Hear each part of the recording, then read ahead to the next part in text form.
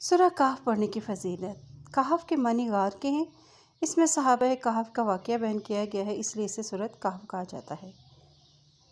اس کی ابتدائی 10 آیات اور آخری 10 آیات کی فضیلت احادیث میں بیان کی گئی ہیں کہ جو ان کو یاد کرے اور پڑھے گا وہ فتنہ و دجال سے محفوظ رہے گا، اور جو اس کی تلاوت جمعے کے دن کرے گا تو آئندہ جمعے تک اس کے لیے ایک خاص نور کی روشنی رہے گی، اور اس کے پڑھنے سے گھر میں سکینت اور برکت نازل ہوتی ہے۔ آج جمعے کا دن ہے تو چلیں آج ہم سورۃ کہف کی پہلی 10 آیات کی تلاوت کرتے ہیں۔ بسم اللہ الرحمن الرحیم۔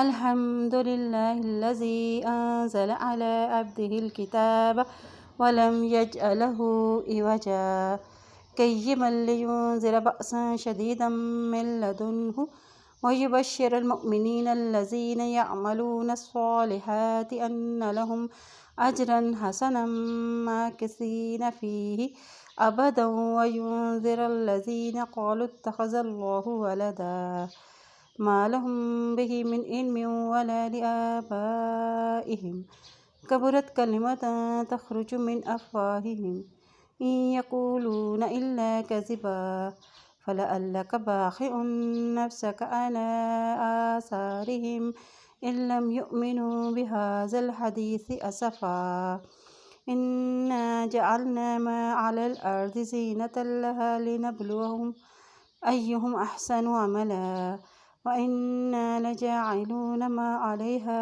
صَعِيدًا جُرُزًا أَمْ حَسِبْتَ أَنَّ أَصْحَابَ الْكَهْفِ وَالرَّقِيمِ كَانُوا مِنْ آيَاتِنَا عَجَبًا إِذْ أَوَى الْفِتْيَةُ إِلَى الْكَهْفِ فَقَالُوا رَبَّنَا آتِنَا مِن لَّدُنكَ رَحْمَةً وَهَيِّئْ لَنَا مِنْ أَمْرِنَا رَشَدًا۔